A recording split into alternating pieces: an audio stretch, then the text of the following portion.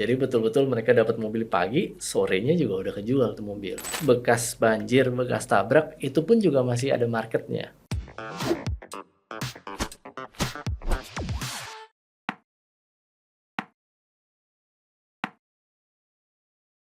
Halo, saya Tom MC Ifle, founder Top Coach Indonesia. Kita kembali lagi di podcast Behind the Business. Hari ini kita kedatangan tamu yang luar biasa. Beliau adalah mantan eksekutif Gojek dan Uber. Hari ini beliau adalah co-founder Broom.id. Nah, startup ini keren banget karena sudah mendapatkan pendanaan seri A, pre-seri A, 10 juta dolar. Dan hari ini kita akan ngobrol-ngobrol nih, gimana cara membangun sebuah bisnis yang sukses. Jangan lupa subscribe di channel ini kalau Anda belum subscribe, atau yang mau komen, tanya-tanya, atau kasih feedback siapa next bintang tamu kita, silahkan tulis di komen. Mari kita mulai. Bro Clausen. Halo Coach, Thank you so much for coming. thank you for having me. Wah, seru. By the way, Broom tuh kantornya di mana ya? Kantornya kita di Kecapi, Jalan Kecapi itu di Kemang Timur. Kecapi, Kemang Timur. Kalau Jadi tadi dari sempat nyebut-nyebut Gojek sedikit, nah kantor kita tuh deket banget sama driver support unitnya Gojek. Gojek, Nah, oke. Kemang Timur. Deket cerita Ampera dulu sini. dong, hubungan antara Uber dan Gojek tuh awalnya gimana? Ceritanya gimana? Wah, oke. Kalau zaman dulu ya mungkin aku termasuk salah satu dari 5 orang pertama lah yang bekerja di Uber Indonesia. Di Uber Indonesia. Jadi early hires-nya Uber Indonesia. Nah, Oke. kemudian jadi dari zaman dulu itu Uber-nya itu di tahun berapa ini? Tahun 2016 lah ya, 2016. No, actually 2015. Di tahun 2015 itu masih kecil sekali kan. Jadi mulai start hiring local talent. Nah, salah satunya dari 5 orang pertama lah 5 orang yang pertama. join. Nah, Oke. kemudian dari situ jadi ya mulai mengerti gimana sih bisnis yang berbasis dengan application, kemudian juga bisnis yang basisnya mungkin on demand. Zaman Ya. dulu kan baru banget tuh ya. Jadi yang melalui aplikasi, buka aplikasi, and then bisa mendapatkan suatu jasa lah gitu Ya. kan ya. Nah, jadi kita mulai di Jakarta dan Bandung, Surabaya pada waktu itu di Uber. Kebetulan aku pegang yang di Jakarta, dan ada ya kita mesti jalanin dari end to end ya, dari melakukan pencarian untuk menjadi mitra pengemudi, itu driver kami. Kemudian kita mesti trainingin mereka cara pakai aplikasinya. Kita kadang-kadang juga harus troubleshooting handphonenya kalau ada permasalahan. Kita bantu mereka untuk mengerti juga sebenarnya bisnis ini seperti apa, karena ya waktu itu kecenderungannya juga baru kan. And then plus juga di zaman itu banyak juga resistensi kan, dari mungkin teman-teman ojek pangkalan, Yeah. atau bahkan mungkin transportasi konvensional gitu yang ada di negara ini lah ya. Jadi ya menarik juga journey-nya di sana. Kemudian sekitar 4 tahun lebih pada saat Uber meninggalkan Southeast Asia, Ya. ya di situ kepikiran untuk coba kasih sumbangsi lah untuk negeri sendiri gitu. Jadi kita Gitu. pengen cari local company. Dan Masuk kebetulan Gojek. Masuk Gojek. Jadi lanjut di sana selama 4 tahunan juga. Berarti Gojek juga salah satu early hires juga enggak, dong ya? Enggak. Enggak. Jadi Gojek Waktu itu sudah gede. besar, sudah besar. Oh, sudah Ya, besar. ya, sudah besar. Bahkan Oke, lebih besar oke. dari Uber juga di waktu itu ya. Oke. Tahun berapa ini? 2018 berarti pada saat saya join Gojek. I see. Bro, banyak orang yang sangat penasaran dengan perjalanan awal sebuah perusahaan seperti Uber yang melakukan culture shift, ya, dari yang tidak ada teknologi menjadi menggunakan teknologi. Apa sih sebetulnya yang dilakukan? Kalau sekarang kan mereka berpikirnya pokoknya saya iklan, Ya, orang pakai berarti sukses, Ya. ya.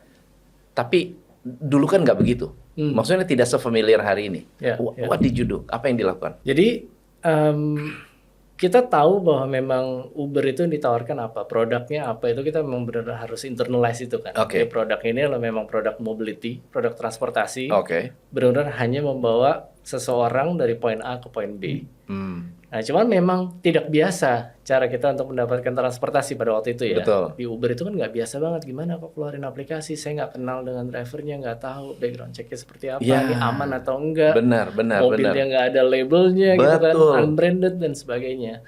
Nah, jadi tentu saja untuk pemain awal gitu ya, first mover untuk di mobil, kita mengalami kesulitan juga. Cuman ya kuncinya service yang kita tawarkan udah harus benar-benar yang terbaik in the market. Oke.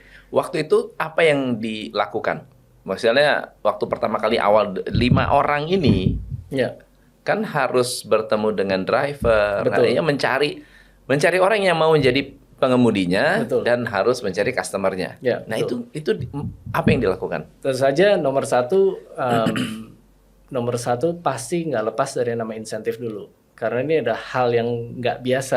Jadi kalau kita Oke. tawarkan without Insentif. insentif yang tepat untuk mereka nggak akan noleh gitu ibaratnya. Oke.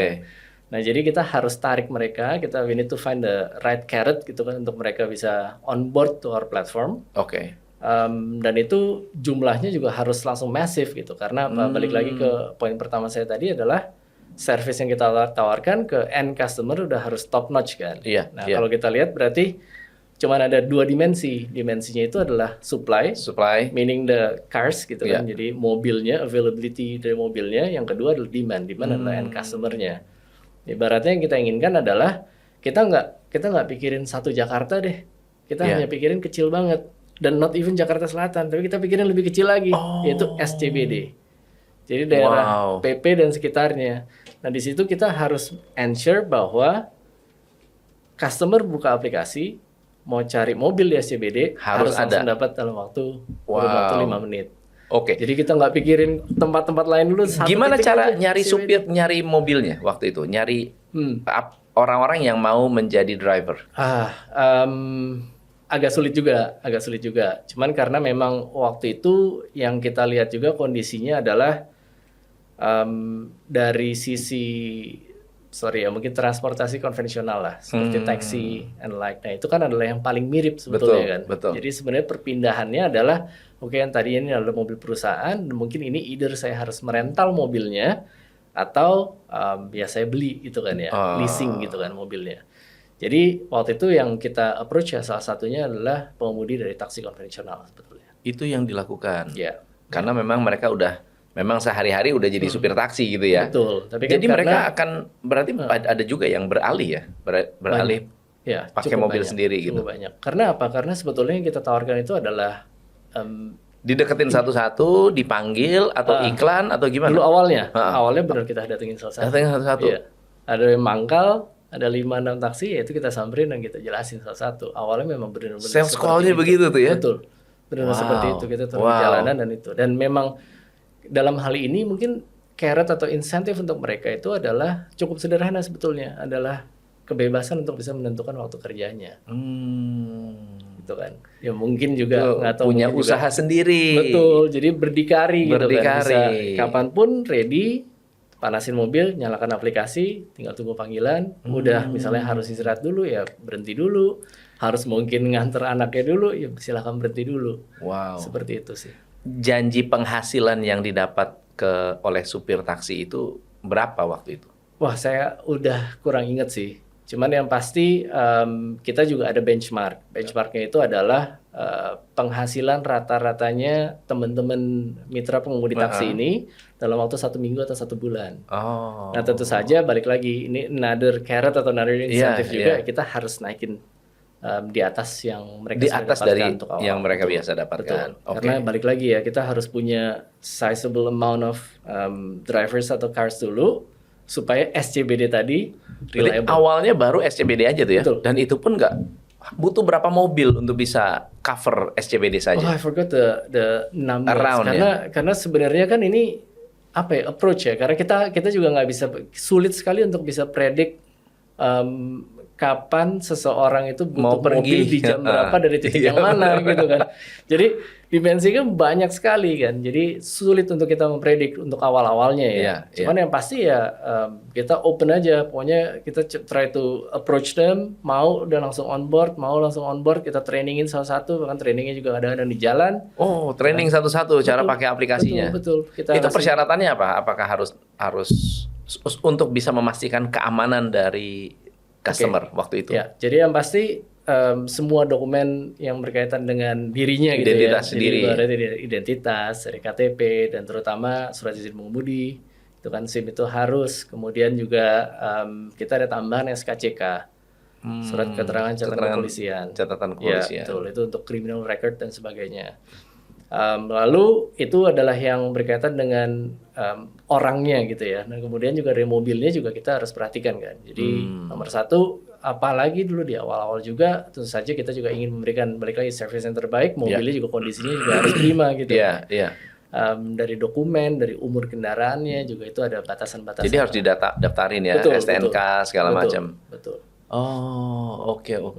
Wah, ternyata sedetail itu ya. Iya, lumayan. Jadi kalau dibayangkan Gojek sekarang sudah punya sekian banyak driver ojek itu Ya. Oh, itu bisa- perjalanannya Wih, sama. dahsyat tuh ya. Mungkin ya sama beratnya sih saya rasa. Maksudnya roda 2 dan roda 4 ya. Dulu kalau zaman dulu kan Uber itu hanya ada roda 4 dan dia first mover di roda 4. Betul. Kemudian roda 2-nya baru menyusul belakangan gitu kan ya. Iya. Nah, Terus sedangkan kalau Gojek kebalikannya. Kebalikan. Wih. Nah, sampai ada orang yang non taxi driver lalu mulai mau cari sampingan dari Uber itu apa yang terjadi waktu itu? Oh, itu mungkin pada saat mereka udah mulai ngelihat bahwa memang demand-nya real. Oh. Ya. Atau mereka pemakai ya? Iya, ya. Oh, gue pakai. Oh, ternyata oke juga nih. Nah, sebenarnya actually jadi sebenarnya yang part timer itu datangnya di tengah-tengah gitu. Jadi dari awal-awal sih part timer belum tertarik untuk join. I see. Jadi memang full timer yang memang udah ready untuk jadi pengemudi gitu kan. Dan kebetulan ada mobil atau punya akses ke mobil yang bisa dipakai, nah mereka akan join. Nah, kemudian nanti setelah udah berasa dan bahkan ini kita Uber back then gitu dan probably juga Gojek melahirkan banyak entrepreneur juga. Karena jadi akhirnya kelihatannya oke nih kalau saya beli 3-4 mobil. Beli 3-4 mobil dan dialah yang akan mencarikan driver gitu. Iya. Jadi semuanya dia akan memanage kayak fleet sendiri jadinya. Ternyata fleet ada of tuh 3, yang fleet of 4 gitu kan. Jadi kalau dulu papa saya punya bisnis angkot. Iya. 3, 4, 5 angkot gitu kan, dia siapin mobilnya, pakai trayek, daftar ke DLL ACR gitu kan. Habis itu jalanin. Oh, ini nggak perlu pakai itu dong ya? Iya. Nggak perlu izin sama sekali ya? Ya bukan izin karena memang unfortunately regulation itu Kan belum ada ya waktu itu ya, belakangan. Betul kan. Jadi selalu lagging kan. Dilihat bisnisnya dan trennya sudah shifting, barulah ada regulation. Pada saat ada regulation ya tentu saja kita udah harus ada some compliance stuff lah yang harus kita lakukan. Oke. Nah, ini pertanyaan nih. Jadi sebetulnya untuk bisa membuat bisnis itu menjadi seperti selevel Gojek, sebetulnya yang dibutuhkan itu kerja kerasnya atau big idea-nya. I think especially mungkin zaman sekarang saya nggak bisa pungkiri big ideas juga dibutuhkan gitu ya. Maksudnya big ideas yang bold gitu, yang memang berani, yang memang disruptif gitu. Kayak ya zaman dulu kalau menilik balik ke Uber dulu juga nggak ada yang kepikiran kan sebenarnya. Kayak transportasi, aduh gimana nih kok saya kayak black car nggak jelas gitu kan, nggak ada brandnya dan sebagainya. Tapi itu bold gitu, dia berani sekali dan disrupting the market gitu kan. Yang biasanya konvensional sekarang coba pakai aplikasi. Jadi kalau pikir sih memang definitely ideas itu important. Tapi yang nggak kalah important adalah siapa operatornya kan. Siapa yang akan menjalankan ideas ini gitu. Dan itu benar-benar harus mungkin bahasanya rolling up sleeves lah ya. Jadi kita benar-benar mesti turun lapangan. Kita turun aja gitu kan, jalan cobain. Kalau misalnya gagal, then we problem solve aja around that. Saya yakin sih ada banyak orang yang mau atau mencoba untuk menyaingi Uber, menyaingi Gojek, betul nggak sih? Ya, Ada pasti kan yang membuat bisnis berbasis aplikasi, lalu kemudian membuat eh, ya ride hailing seperti itu. ada. Tapi yang bisa benar-benar sebesar Gojek nggak banyak. Mungkin karena reason to quit-nya itu besar rupanya ya. Mungkin lebih ke keunggulannya juga dari sisi tech sih, untuk kalau yang aku lihat ya, Oh, dari kedua company ini, dari Uber dan Gojek. Dari sisi tech they are very very strong. Jadi the tech-nya semua, dari aplikasinya, kemudian dari itu back-end competitive system-nya advantage-nya juga, mereka ya. mereka sih very very strong sih. Jadi ya mereka juga reliable juga di sana. Oke. Dan ujung-ujungnya kalau kayak seperti sekarang gitu, udah punya banyak pilihan, tentu saja juga yang dilihat adalah ya udah yang paling gampang yang mana paling sih, gampang, yang user friendly seperti apa, yang gampang dan paling cepat lah gitu kan sebetulnya. Betul. Nah, masuk ke Broom, kenapa jadi Broom? Oke, jadi sebetulnya idenya juga ini aku diajak oleh CEO kami, Oke. Pandu ya. Jadi kebetulan memang kita hobinya sebenarnya sama, yaitu di mobility, dan memang karir kita dari sebelum Broom juga itu kan mobility semua kan, dari ya, probably mungkin 8 sampai hampir 10 tahun kita di mobility nih. Dan app base juga gitu. Jadi kelihatannya memang kita masih punya aspirasi ke arah sana gitu, mobility, app base, technology company dan sebagainya. Nah, idenya ini sebetulnya dari CEO kami ini waktu itu coba untuk menjual mobilnya. Jadi zaman pandemi mobil nggak kepake juga gitu kan, daripada nggak kepake juga, merawatnya juga lebih sulit, jadi mendingan jual aja deh gitu kan. Nah, kemudian dia ini coba ke sebuah showroom. Melakukan menjual mobilnya, tapi ternyata showroomnya itu lagi sedang tidak ada dana untuk beli hari itu juga. Minat sih minat, cuman lagi belum ada dananya. Jadi yang dilakukan adalah, wah sorry saya belum bisa beli. Saya sebenarnya tertarik sama mobil kamu, cuman saya belum bisa beli. Jadi akhirnya ya sudah, pergilah gitu kan. Tapi setelah di jalan, tiba-tiba telepon lagi. Itu kan mungkin selang 1 jam 2 jam telepon lagi, aku udah ready nih beli.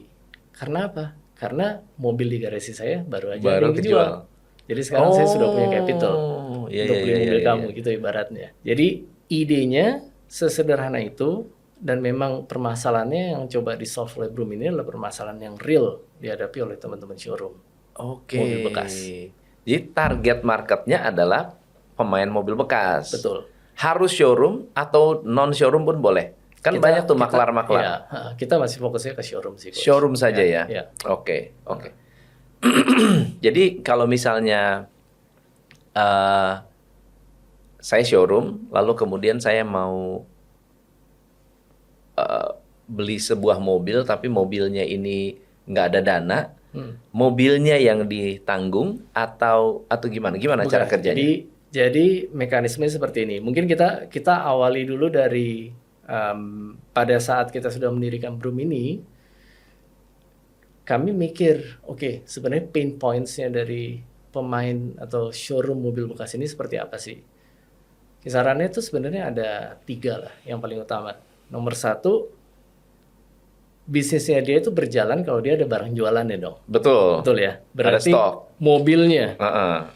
Itu berarti yang kita identifikasi pertama adalah kemampuan dia untuk bisa menemukan mobil bekas yang kalau dijual dia masih akan dapat margin. Itu nomor 1. Yang kedua, sekarang kalau dia udah nemu mobilnya, dia punya capital yang kuat atau enggak untuk bisa langsung beli mobil tersebut. Karena mobil yang bagus, mobil yang oke, mobil yang kondisinya oke, tahunnya masih muda, kilometer muda, kalau misalnya datang ya sayang juga kalau nggak langsung diambil kan. Bisa langsung udah kejual ke tempat lain gitu. Nah, itu yang kedua. Yang ketiga adalah sekarang kalau mobilnya udah ketemu, sudah berhasil dibeli, bisa jual cepat atau tidak. Jadi rata-rata ada 3 itu ya.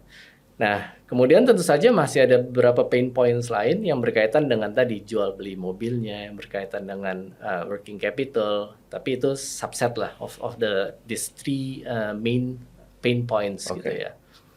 Nah, Broom itu masuk di industri ini untuk mencoba men-solve problem nomor 2 dulu, atau pain points nomor 2.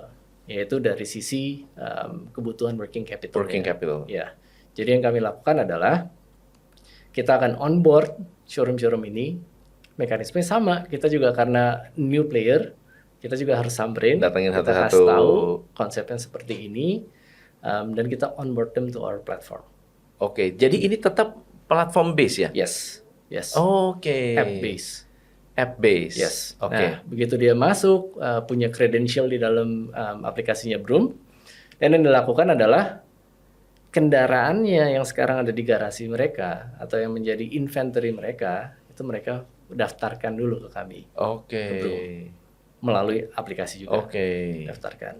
Suatu saat nanti ada kebutuhan dana, dia bisa akan buka salah satu dari inventory yang sudah dimasukkan, salah satu dari mobil yang sudah dimasukkan, dan dia bisa pencet satu tombol aja. Kayak Langsung dapat duit. request untuk Didanai. Broom mendanai mobilnya. Dan itu mekanismenya adalah, jadi ibaratnya ini Broom adalah standby buyer-nya mereka. Ini nggak pakai cek mobilnya gimana? Oh, tentu saja harus. Oh. Tentu saja harus. Oke, Ya. oke. Kita sedikit mundur kepada let's say si tim Broom ini turun ke showroom. Ya. Ada 5 mobil. Hmm. Mobil itu diregister oleh Broom atau oleh mereka? Bisa dua-duanya. Mereka Tentu saja, let's say ya. meregister. Oke, saya punya 3 Avanza, 2 CR-V. Siap. Oke, dah. Selesai. Terus dia mau minta pendanaan. Ya. Apa namanya? Standby customer. Ya, jadi kami itu seperti standby buyer-nya. Standby untuk buyer. mereka. Ha. Pokoknya Dan produk kita namanya buyback. oke. Ini saya ada barang nih. Ya. Avanza. Butuh 100 juta. Ya, Ya. oke. Ha. Si Broom akan turun ke lapangan untuk ngecek atau enggak? Yes. Jadi Tetap akan betul, ada yang betul. Karena kita akan kirim sales kita atau kita akan kirim kurir kita juga. Kenapa? Karena ya mereka juga sudah kita bekali dengan gimana sih Cara cara membaca. menginspeksi mobil yang baik gitu ya. Tapi kita mungkin nggak, kita udah punya standar gitu coach. Jadi pada dasarnya kita punya, ibaratnya kita sudah tahu lah ramuannya nih, kalau misalnya mungkin Avanza atau mobil-mobil lain di tahun segini dengan kilometer segini, kisaran market atau fair value itu price-nya berapa, berapa? gitu kan, fair price-nya berapa betul. Nah kemudian jadi nama programnya itu adalah buyback. Kenapa buyback? Karena Broom akan buy that car, mobilnya sendiri masih bisa stay di premisnya mereka, masih bisa stay di dalam garage mereka. BPKB itu adalah kami bawa, ketika kita akan amankan, kita akan masukkan ke storage kami. Nanti setelah sekian lama, mereka akan bisa buy it back from us. Gitu. Mereka Jadi bisa membeli misalnya kembali mobil itu ini dari kami. di showroom tetap standby, BPKB-nya Yes. dititipin Ya. di Broom. Nah ini laku, bisa ditarik balik dong? Langsung. Oh langsung, Ya. oke. Dan semua proses ini baik dari pembeliannya maupun dari pembelian kembalinya nanti di akhir periode, ini semua happening on the same day. Oh, seluruh Indonesia tuh? Nggak. Kalau terjadi, misalnya andai kata seluruh Indonesia ada, seluruh Indonesia harus Yes. bisa begitu dong ya? Pasti. Cuman Oke. memang sekarang kami ini baru ada di 3 big cities, di Jabodetabek, Surabaya, dan Yogyakarta. Jabodetabek, Surabaya, dan Yogyakarta. Seberapa besar sih market used car ini? Wah, kalau besar di Indonesia, mungkin gambaran sedikit, Coach. Di tahun whole year of 2022, penjualan mobil baru itu di kisaran 1 juta sampai 1,1 juta. Oke. Mobil bekasnya kira-kira 3 sampai 4 kali lipat dari angka Wow. tersebut. Tapi memang nggak ada data yang pasti gitu ya untuk mobil bekas ya. Make sense sih. Ya kan, nggak ada data yang pasti untuk mobil bekas, cuman kurang lebih perputarannya itu sampai 3 sampai 4 juta lah dalam waktu 1 tahun di tahun 2022. Wow. Jadi ya kebayang gitu ya marketnya, gambarannya marketnya seperti apa gitu. Wah, Dan itu benar-benar real problem sih. dan kita memang visi kita tuh memang untuk empowering showroom kan. Showroom. Jadi kita memang lebih ke mengarah ke B2B-nya, kita mau membantu showroom. Kalau mungkin coach mungkin dari pengalaman sendiri juga pada saat melakukan pembelian mobil, kita pasti research-nya melalui internet kan ya. Ya, Tapi betul. ujung-ujungnya pembeliannya pasti happening Di secara fisik di tempat. pasti mau pegang, mau pegang, pasti mau coba, mau iya lihat dong. langsung dengan Iya. mata kita sendiri. Kita nggak bisa cuma dikirimin foto doang, ya kan. Jadi semua tuh happening sebenarnya transaksinya ada di mana? Ya di showroom-showroom tersebut. Wow. Ini bisnis model, berarti belum ada saingan dong ya? Secara startup Ya secara startup sih, ya. belum ada ya. Apa faktor yang akan membuat Broom ini berkembang? Oke, nomor satu ya kita harus benar-benar mungkin ngebantunya lebih end to end untuk ke showroom juga. Tadi kan kita baru menyentuh untuk 3 hal tersebut ya, pinpoint, cari mobil, beli mobilnya, jual mobilnya. Iya. Nah, cuma kan ini di dalam semua ketiga aktivitas tersebut kan sebenarnya banyak banget subsetsnya kan. Kayak misalnya sekarang melakukan penjualan mobil, showroom melakukan penjualan mobil ke seorang end user. End user ini kemudian akan punya 2 pilihan, melakukan pembeliannya melalui cash atau leasing, ya kan, atau melalui financing gitu, multi finance gitu. Nah dari situ juga kita akan coba mau membantu memfasilitasi semua proses penjualannya showroom juga. Itu baru satu hal. Mungkin sekarang oke, kalau beli cash, insurance gimana? Iya. Gitu ya.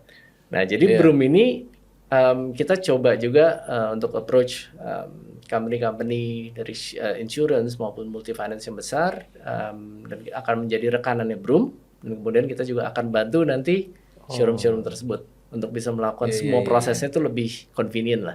Bisa end to end ya, bener juga. Bisa nyariin customer juga next time ya, kalau sudah mulai kuat aplikasinya. Betul. Dan nyariin customer ini, thank you juga coach udah menyampaikan ini gitu, udah sempat tercetus gitu untuk menyambungkan atau menghubungkan dengan customer. Karena kita juga baru buka satu lokasi di Jati Asih. Iya. Itu namanya adalah Broom Hive. Broom Hive. Ya. Jadi kalau hive itu sebenarnya lahirnya dari beehive, dari sarang tawon. Sarang tawon. Jadi sebenarnya kan sarang tawon ini satu bongkahan sebesar ini yang ngumpulin madunya banyak sekali.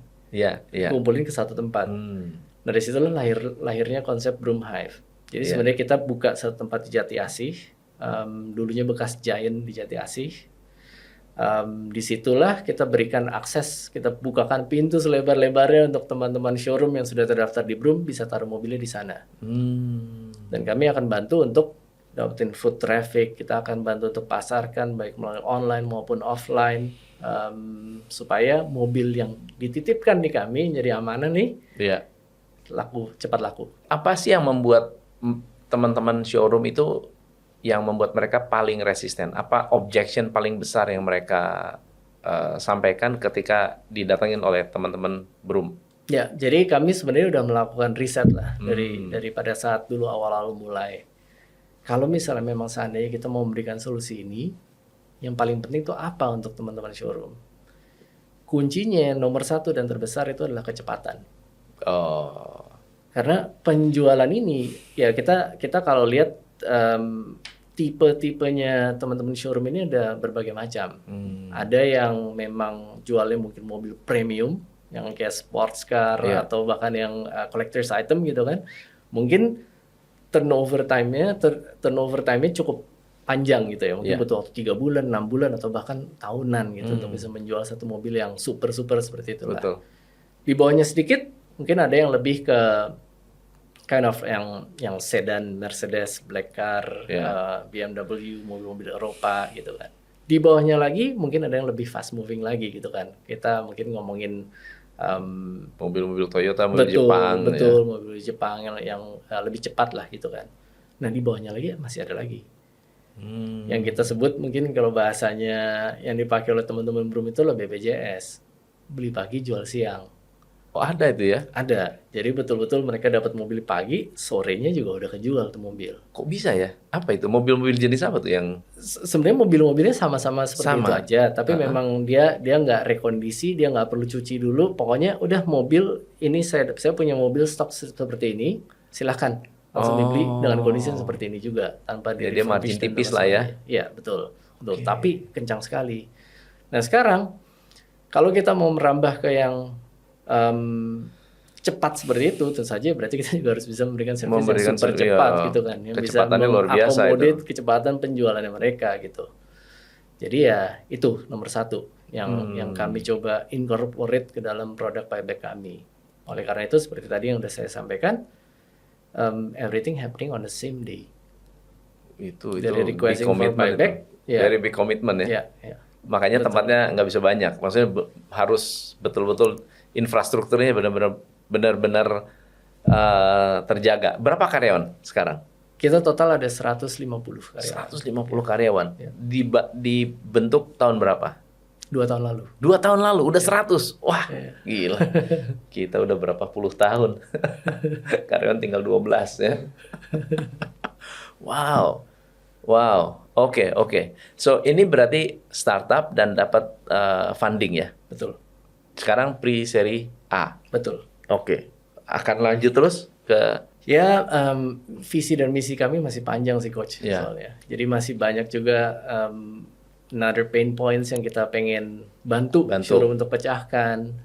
Jadi yang pasti sih kita pengen panjang di industri ini. Ya tentu saja jadi ya nanti kita akan melihatlah dari kebutuhan bisnis seperti apa. Oke. Aku mau penasaran dengan mau membandingkan antara startup dengan conventional business. Oke. Nah, ini kan kalau bisnis konvensional itu mereka mengejar break even itu kalau bisa di bawah 3 tahun bisnis. Mau dagang kayak bikin toko kayak retail, supermarket, even kalau kita buka retail shop kayak Indomaret ya 5 tahun deh, 3-4 tahun sampai 5 tahun BEP. Broom ini BEP-nya berapa lama? Jadi sebetulnya intinya dari detik pertama nih Pandu dan rekan-rekan yang lain membangun Broom, karena kita udah pengalaman mungkin sekian tahun gitu ya, 8 tahun, 9 tahun di industri seperti ini, di startup. Jadi kita juga udah tahu gitu bahwa dari awal kita udah harus pikirin BEP-nya tadi. Iya. Ya, jadi kita nggak bisa terus aja. Oleh karena itu semua keputusan-keputusan yang berkaitan dengan expenses yang kami lakukan itu kita jalankan dengan sangat-sangat prudent lah gitu, dan very very mindful. Salah satunya kalau tadi di awal-awal kita ngobrol-ngobrol, Coach sempat tanya kantor kami di mana. Kantor kita itu rumah, Coach. Rumah. Kantor kita Bukan itu SCBD rumah. ya? Bukan di kantor. Bukan gedung. Yang mahal. Di rumah. Yang penting memang homey, ada internetnya, kita bisa kerja, kita bisa brainstorm di sana. I think it's okay lah. Jadi yang pasti ya kita we need to be very very mindful of spending aja. Iya ya, kalau saya melihat startup company ya katanya ini adalah startup yang masih belum menguntungkan, tapi mereka punya gaji tinggi-tinggi, ya kan? Tempatnya mewah-mewah gitu, lokasinya prime. Sementara bisnisnya adalah teknologi, which is sebetulnya berada di tempat yang orang nggak tahu pun, asal ada internet tetap berjalan, begitu kan ya? Nah, apa sebetulnya yang menyebabkan, apa yang membuat banyak startup di luar sana lebih ke arah gengsi itu tuh? Kalau ini kan mindful nih, udah dewasa nih, ya kan? Jadi benar-benar ini hati-hati nih, bukan duit kita nih gitu kan ya? Tapi ada yang ke arah sana. Aku mungkin nggak bisa talking on the others' behalf gitu ya. Of course, tapi kalau dari sisi ada upside-nya tuh apa sih sebetulnya? I don't know ya. Kalau dari aku sih benar-benar mikirnya yang pasti ya bisnis harus sustainable. Itu kan. Masih ada pikiran konvensional seperti itu lah, bisnis harus sustainable. Kita mau main lama, dan yang pasti kita salah satu juga poin yang selalu aku pegang itu adalah kita harus dekat dengan customer. Oleh karena itu kalau kita oke lah, kantor itu sebenarnya bisa di mana aja kan. Kalau tadi kita pembahasannya kantor bisa di mana aja. Cuman ya yang pasti ya kita juga harus mendekat sama customer. Betul, jadi ujung-ujungnya salah satu yang kita selalu pegang teguh lah gitu di Broom adalah ya kita adakan kayak semacam kopi darat sama teman-teman showroom. Karena apa? Seberapa sering tuh? Tetap itu ternyata tuh harus ya? Tiap 2 minggu sekali. Karena apa ya? Karena kami menjalankan perusahaan ini baru 2 tahun. Sedangkan mereka mungkin teman-teman yang showroom-showroom ini udah menjalankan belasan tahun, puluhan tahun bahkan Coach. Jadi mereka ya lebih jago sebenarnya. Belajarnya sama mereka langsung gitu kan. Oh, kopdar ya? Iya. Dan ini adalah satu hal yang saya pelajari, pelajaran berharga saya dari Gojek. Gojek itu juga selalu disiplin melakukan kopdar dengan mitra-mitra pengemudi. Oke, oke, oke. Berapa banyak yang datang biasanya kalau kopi darat seperti itu? Oh, kita melakukannya lumayan intimate sih. Jadi dari 10 sampai probably mungkin 20-25an. Apa yang dilakukan saat kopi darat? Nomor satu, kalau misalnya seandainya kita ada adjustment di produk atau kita punya produk baru, disitulah tempat kami untuk sosialisasi. Yang kedua, sosialisasi is one thing, cuman kita juga pengen dapat feedback dari mereka kan. Sebetulnya, is this acceptable? Ini benar-benar membantu kamu atau tidak, gitu kan. Dan kemudian juga, kalau misalnya ada problem-problem lain yang kita bisa bantu solve, dan disitulah forumnya gitu untuk kita bebaslah berbicara, ngobrol-ngobrol.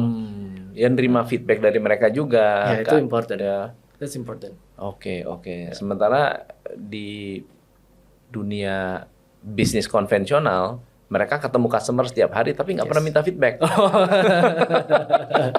Nggak pernah nanya tuh, masalahmu apa sih? Kendala kamu apa sih? Nggak pernah, karena mereka take it for granted ya, customer-customernya ya. Wow. Keren.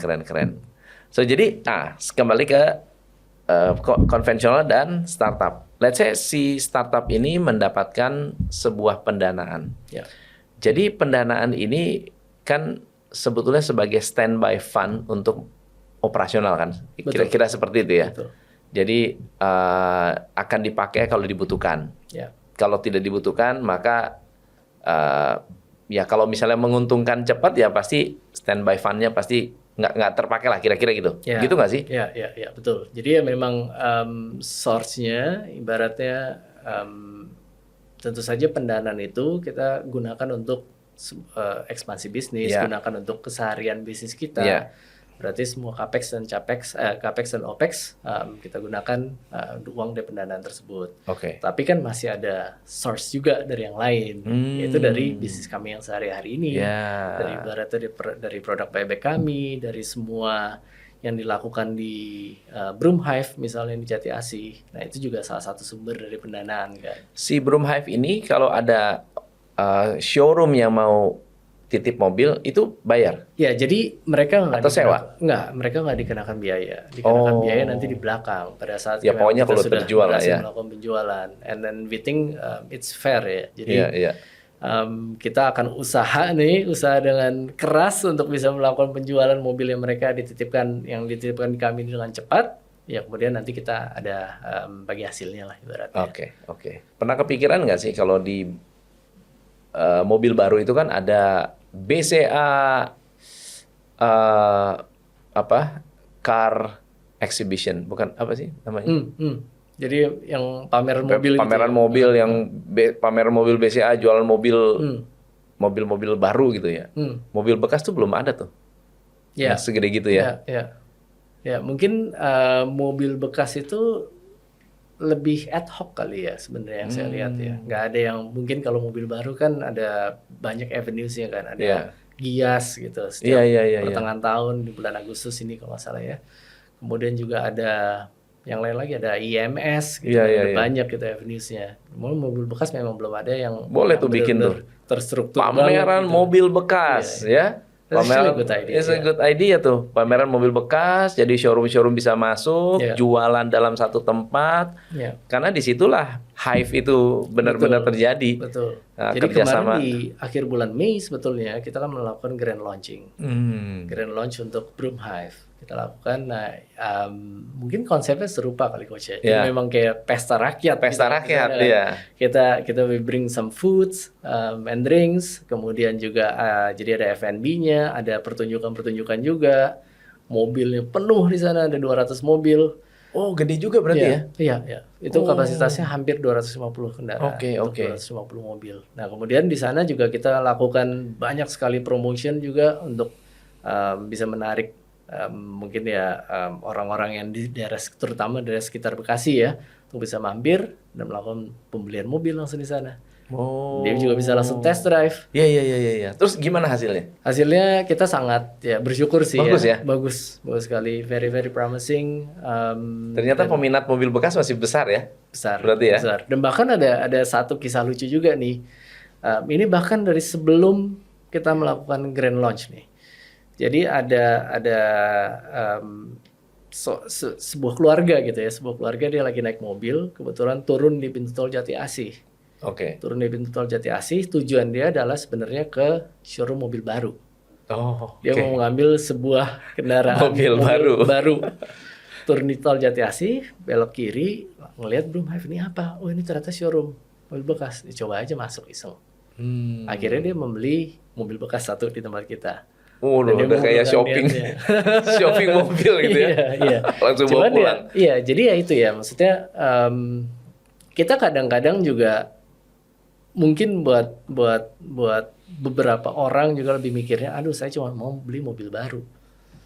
Saya masih ada kekhawatiran untuk beli mobil bekas. Nah, salah satunya ini juga yang Broom sedang coba pecahkan gitu ya. Pengen coba solve gimana sih sebenarnya kita bisa melakukan atau gimana sebenarnya end customer itu bisa membeli mobil bekas dengan nyaman dan tenang gitu sebetulnya. Itu yang baru saya pengen pengen gali. Jadi sebetulnya kan kalau sekarang masuk ke showroom memang direct user kita kan showroom. Tapi sebetulnya yang harusnya dibentuk adalah demand dari end user ini nih. Nah, sementara pain-nya end user adalah mereka beli mobil nggak tahu di mana, atau kalaupun datang ke showroom, mereka nggak tahu showroom ini overpriced atau tidak. Mereka nggak bisa membedakan. Ada banyak orang-orang yang nggak bisa membedakan ini mobil bekas tabrakan. Kalau showroom tuh jago tuh. Oh ini pernah tabrakan ya? Oh ini pernah begini ya? Atau banjir gitu kan? Atau ini bekas kena banjir nih, ada tanda-tandanya. Mereka bisa seperti itu. Nah, si end user ini padahal sebetulnya kalau berbicara soal benefit, keuntungan membeli mobil bekas jauh lebih baik daripada mobil baru. Apalagi kalau mobilnya ya setelah 3 tahun dijual atau 2,5 tahun dijual, itu masa pakainya masih cukup, masih panjang, ya kan? Masih cukup panjang, masih cukup cukup panjang, tapi harganya udah jauh banget dibandingkan dengan harga mobil baru. Banyak konsumen yang nggak mau pusing. Udah gue beli mobil baru, yang penting cicilan oke, cukup gitu ya. Padahal sebetulnya kalau mereka beli mobil bekas, wah itu penghematan bisa banyak sekali. Gimana cara mengeducate end user? Sebenarnya yang dibutuhkan itu adalah transparansi kan Coach. Jadi sebagai penjual mobil atau sebagai kami yang membantu memfasilitasi penjualan mobil-mobilnya showroom, yang kita junjung tinggi itu juga adalah keterbukaan gitu, transparansi. Betul. Karena sebenarnya nggak bisa dipungkiri, bahkan yang tadi Coach bilang nih, bekas banjir, bekas tabrak, itu pun juga masih ada marketnya. Itu pun juga masih ada marketnya ya. Iya. Ya sebenarnya kan ya namanya budget kan varies ya. Ada yang budgetnya seberapa, ada yang budgetnya mungkin nggak tahu deh gitu kan seberapa besar. Nah jadi semua ada marketnya masing-masing. Jadi itu keren banget kalau Broom bisa konsolidasi ya. Gimana tuh Coach? Ya itu di Broom Hive mobil bekas banjir. Ini mobil premium. Ini mobil cuma baru 2 tahun pakai. Wih, keren itu. Jadi ya memang kami open aja. Kalau misalnya memang mobil ini bekas bekas banjir ya kita akan kasih tahu bahwa mobilnya bekas banjir. Iya. Sementara kalau itu ya ketakutannya. Kalau direct ke showroom pasti selalu bilangnya bagus ya kan, selalu jualan harusnya diangkat setinggi-tingginya karena mereka harus untung sebanyak-banyaknya. Nah masalah untung sebanyak-banyaknya disitulah juga yang kami coba pecahkan. Sebetulnya apa? Karena operating expenses mereka tuh lumayan loh Coach. Mereka harus sewa lapaknya gitu kan, kemudian gaji karyawannya, kemudian juga mobil juga harus di maintenance mobilnya, betul ya kan, maintenance mobilnya.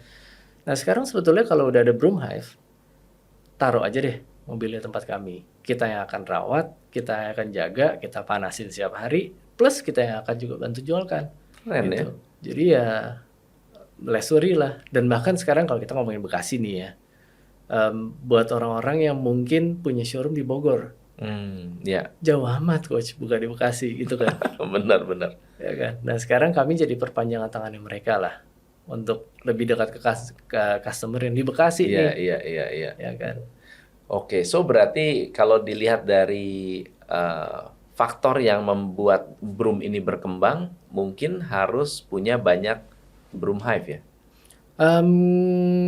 Iya dan tidak. Ya dan Iya tidak. dan tidak. Nomor satu sebenarnya kan memang mungkin mimpi besarnya kami adalah kalau kita bisa melakukannya melalui aplikasi dengan bantuan teknologi, then everything will become much more Much scalable. more scalable. Right? Jadi karena ya expenses tadi kalau we are being mindful of expenses ya buka Broom Hive itu juga ada investasinya Mahal, ya. kan ya, ada investasinya. Jadi ya kita memikirkan mungkin oke, sebenarnya yang dibutuhkan tuh apa sih? Kalau memang penjualan harus dilakukan di showroom, dan sebenarnya dealer-dealer ini yang harus kita konsolidasi sebetulnya. Kayak Iya, ibaratnya iya. nih, ibaratnya mungkin kalau coach beli handphone di ITC gitu Iya. ya misalnya ya, itu kan sebenarnya kayak persaingan sempurna ya coach. Betul, Semuanya betul, ini betul. yang jualan handphone dan Benar. mungkin sama. Benar. Dan yang mereka lakukan apa? Kalau coach mau beli satu handphone dan toko tersebut lagi nggak punya, Iya. mereka pasti bilangnya ada. Benar. Minta Sebelah. ke sebelah. Belakang, Tunggu sebentar Pak. depan. 10 Iya kan? menit. Iya. Jadi sebenarnya kita pengennya flow of information itu antara dari satu dealer atau satu showroom ke showroom yang lain itu juga bisa very very seamless. Dan ini hanya bisa dibantu melalui aplikasi. Aplikasi. Heeh. Benar. Gimana, ada nggak tahun 2020 Iya. ya Iya. Innova Iya. nggak ada barang pun selalu bilangnya ada Pak. Iya.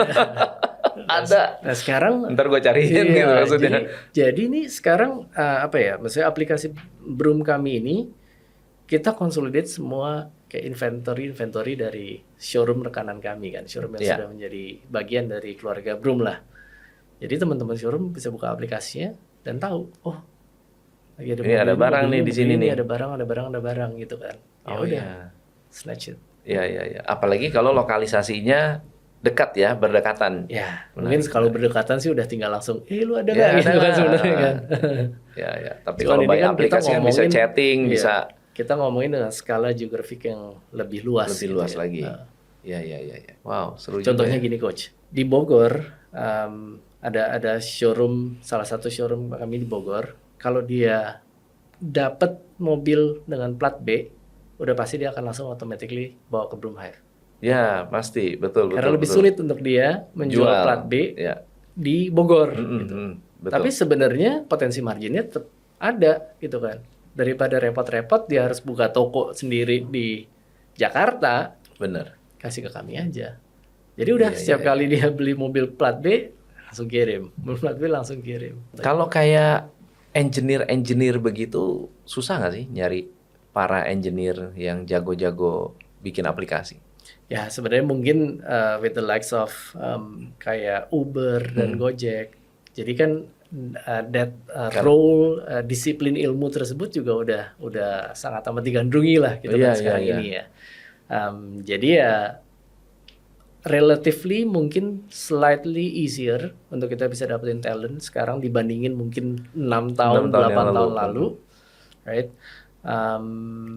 Cuman ya tentu saja balik lagi ya being mindful of spending juga dan juga kita juga being mindful of talent juga yang Yeah. masuk kan. Kita juga harus benar-benar ya mengerti talentnya ini skill setnya seperti apa dan juga probably mungkin aspirationnya juga seperti apa ya. Keren juga nih. Kapan-kapan aku mau ke si itu nih. Oh iya dong, Broom please. Hive ya. Sekarang gantian nih Broom aku yang Hive ya. invite ya. Ntar gua kesana Broom Hive deh. di Jati Asih. Ya kita bikin konten di sono langsung. Jadi teman ada mobil dan ada perwakilan showroom atau enggak? Enggak. Benar-benar full di manage Iya. oleh, Pokoknya benar-benar nggak usah dipikirin. nggak usah dipikirin. Nggak usah dipikirin, nggak perlu dilihat-liatin, nggak perlu datengin, do not worry. Dan kapanpun kalau misalnya memang pengen tahu kondisinya silahkan telepon, silahkan tanya gitu kan ke kami bisa. Cuman pokoknya kita yang akan rawat, kita yang bertanggung jawab atas mobil itu dan kita akan will try our best untuk bisa menjual mobil tersebut dengan cepat. Kalau bukan showroom, kalau saya adalah pribadi, boleh nggak bekerja sama dengan Broom? Bisa. Caranya seperti apa? Jadi kami juga banyak melayani seperti itu ya. Jadi end user yang mau melakukan penjualan mobilnya, mau menjual mobilnya gitu Iya. ya. Kemudian dia datang ke Broom. Yang kami lakukan balik lagi. Showroom-showroom ini akan kami kabarin. Ini ada yang mau jual nih. Ini ada mobil ini. Oh. Siapa yang mau? Nah, jadi Oh, keren kita dong ya. kita melengkapi look dari keren Pain Points ya. tadi. Membantu showroom untuk mencari mobil, Iya. membantu showroom untuk punya working capital yang enough untuk membeli mobil, dan membantu showroom untuk melakukan penjualan mobil. Itu bisa di tender dong ya. Ya, Di bidding. bener nggak ya? Di bidding nih, ada mobil bagus nih, siapa yang mau? Oke. Nah, jadi teman-teman ini keren banget ya. Ini bisnis modelnya saya kira keren banget karena mungkin awalnya lebih mendukung si showroom untuk bisa mendatangkan stok dengan stok yang ada. Ya, punya uang terbatas, stok yang ada nih jadi duit untuk beli stok yang baru, inventory baru, bahkan inventory yang lebih mungkin lebih menguntungkan. Tapi ternyata lebih jauh dari itu bisa menjadi solusi juga buat customer-customer atau orang-orang yang pengen beli mobil tapi mau cari yang lebih safe, ya kan? Lebih safe, lebih pasti, lebih transparan, dan ini juga nama dan reputasi pasti harus dijaga nih oleh Broom ya. Keren. Ada pesan apa buat teman-teman showroom yang punya mobil atau ada what's your next plan tahun depan? Ya, mungkin buat teman-teman yang memang menjalankan usaha di bidang ini gitu ya, Coach. Coba kenali dulu Broom gitu kan. Nomor satu adalah paling gampang buka website atau langsung download aplikasi kami dari broom.id. Dan kita memang misi kita di sini adalah empowering showroom gitu. Jadi kita memang we are here to help you guys gitu kan. Dan tentu saja mungkin, mohon maaf mudah-mudahan nggak kasar, kita juga nggak pengen sotoy gitu ya. Kita juga nggak pengen sotoy karena balik lagi company kami baru 2 tahun, banyak juga yang kami harus pelajarin. Tapi ya belajarnya itu ya guru yang terbaik adalah dengan pemain bisnisnya langsung, dengan praktisinya langsung, yaitu di sini adalah rekan-rekan showroom. So jadi please give us feedback. Kita selalu having open discussion. Ada aja lah tiap minggu gitu kan kita ngobrol di mana dengan showroom mana, dan disitulah tempat kami nimba ilmu sebetulnya. Benar. Jadi ya just try it out. Dan buat teman-teman juga yang lagi mencari mobil, jangan lupa untuk datang ke Broom Hive, itu di Jati Asih. Di situ dekat sekali dengan pintu keluar tol Jati Asih, nggak akan kelewatan, pasti kelihatan. Dan di situ ada banyak sekali pilihan mobilnya, ada warranty juga, dan kita juga akan bantu jika mau melakukan pembeliannya dengan cicilan gitu ya ibaratnya. Komplit lah, paket komplit lah. Ya, dan terutama buat coach juga nih. Kita tunggu di Jati Asih. Siap. Teman-teman, thank you. Belajar apa hari ini? Dan komen di bawah kalau Anda belajar sesuatu. Saya Tom MC Play. Salam pencerahan. Hanya di Top Coach Indonesia.